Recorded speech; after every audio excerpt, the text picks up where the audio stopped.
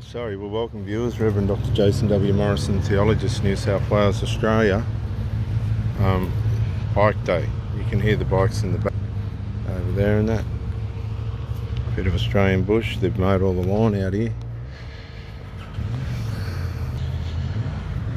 I spoke earlier about demonology and trauma, possession and influence. Demons love the dimension of sex. They'll get people to do things that you would not even, that are unthinkable, and love every minute of it. That's how it works. But they prey on deceitful lust. They use people's lust as a form of gateway into making things deeper and nastier than what they normally are. They'll also use drugs to enhance the impact of the sensations, and they will use the addictions of people to go into all sorts of depravity and wickedness and nastiness, but keep them out of the gateway of love. It's just a lust thing. It's all based on lust and these types of attributes. And so narcissism can be enhanced in its cleverness and depravity via the spiritual channels that demons use in the psyche of people. And this is complicated in the sense of picking up on the natural soul NPD aspects, then enhanced with the spiritual demonic aspects. And one of the tips and clues here is the demonic side, if you've got discernment, can help you to see into the natural physical side of it. You can discern it in the spirit. The demons will give the narc away.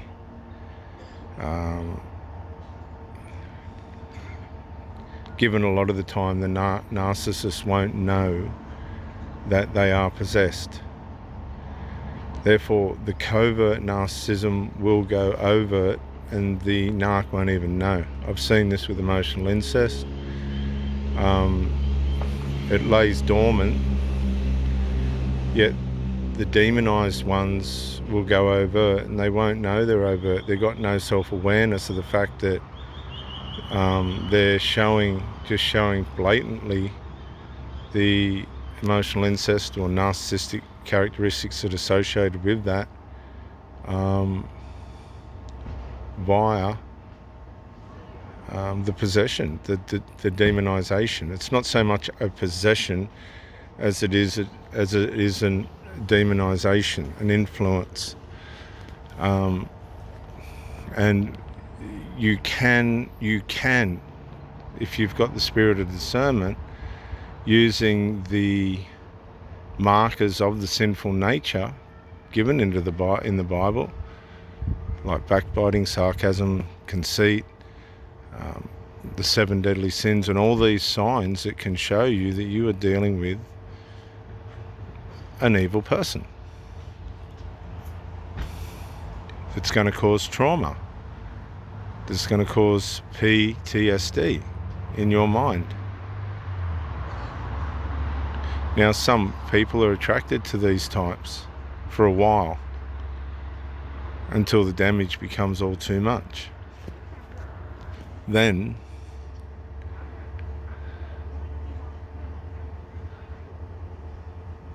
after a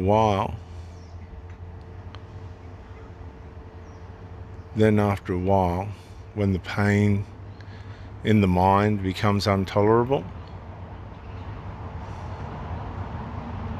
the narcissist will be abandoned. Some people have high levels of tolerance. They come out of situations, bad situations, they meet somebody and then they want to try and make that work on the premise of the situation that they've just come out of, only to find themselves with another version of emotional incest or narcissism. And what I say by another version, just a different combination and the way in which it plays out. Like, I mean, there's some real dark versions of parent-child relationship, emotional incest that takes place that can become very vicious very quick. They're just going to allow the parent or the child, will allow either to have an intimate partner, but on a rational, as in rationing food basis. And if the ration becomes biased towards the outsider, then the other family members will begin to, or member will begin to manifest, and manifest with hostility. In the narcissism will surface, and it'll surface hard. I've seen these people to the point where they've become so frustrated with the situation, they've become zombified. They've just got no psychological answer left. Their golden child influence pedestal situation has failed them. My influence over the mother, or my value to the mother, has been more important than the adult son's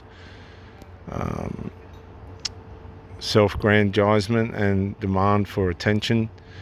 And I've literally seen these people, I've changed the course of their lives and not possibly for good, where they've had every opportunity to change.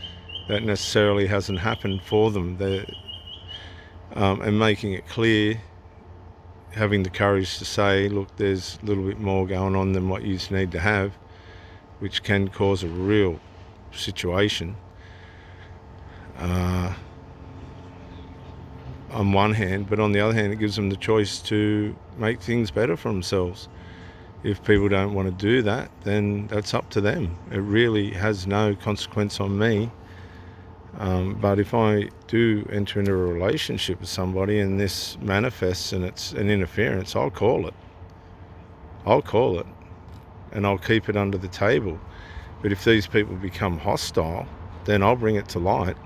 I'll make sure people know that this person is a hostile narc, and we'll just keep an eye on what's going to happen here, because they're very vicious, they're very unpredictable, they're very self-centered, selfish and destructive.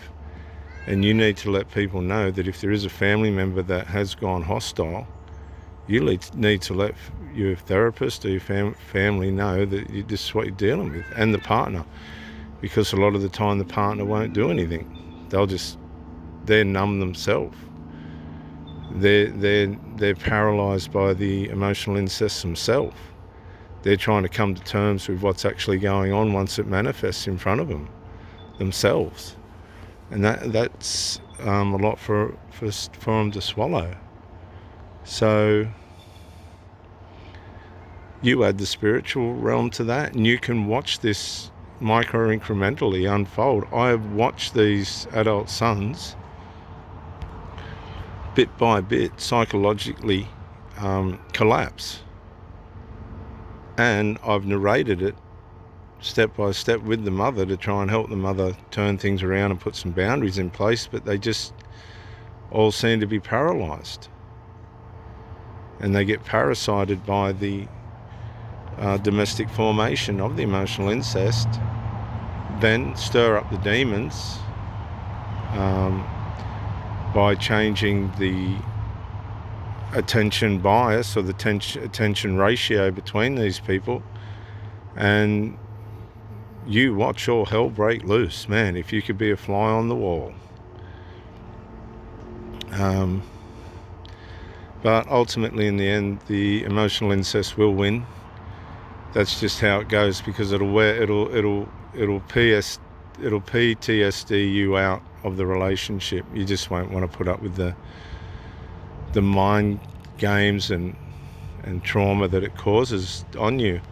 It's taken me about 3 months to come good from the last relationship, which was the shortest relationship I've ever had. Sadly, possibly the most self-destructive people I've ever met. And I don't say that with any conceit, it just was that way. And we opened our whole family up to this particular person, that they couldn't work it out in a way in which it was going to benefit them at all, or be of any benefit to me. So yeah, it's taken about 3 months to come into the clear, to go clear. I'd say another 3 months and I'll be 100%. But yeah, it's definitely a plague that's running rampant in our communities now. I want to make awareness of it, because I think people are getting blamed for things and trying to fix things that are emotionally incestual influenced. And once an awareness of this is brought to light, then some relationships might be able to work. They might be able to figure things out. But if you don't know what it is, you're not going to figure things out. It's going to cause conflict, sadness, and people end up mentally damaged. This is Reverend Dr. J.W. Morrison, Theologist, New South Wales, Australia. Bye for now.